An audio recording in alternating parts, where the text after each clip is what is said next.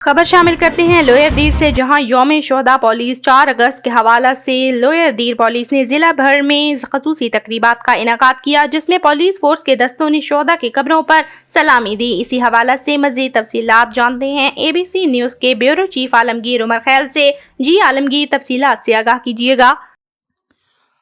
جی بالکل، یوم شہداء پولیس 4 اگست کے حوالے سے لوئر دیر پولیس ضلع بھر میں خصوصی تقریبات کا سلسلہ جاری۔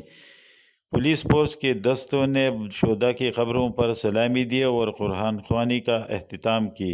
ڈسٹرکٹ کونسل ہال بلامبٹ میں خصوصی تقریب کا انعقاد کیا گیا۔ تقریب میں شہداء کے ورثاء اور اعلیٰ پولیس حکام بشمول شہریوں نے کثیر تعداد میں شرکت کی۔ لوئر دیر سے تعلق رکھنے والا 59 پولیس اہلکاروں نے دہشت گردی کے خلاف لڑتے ہوئے جام شہادت نوش کی۔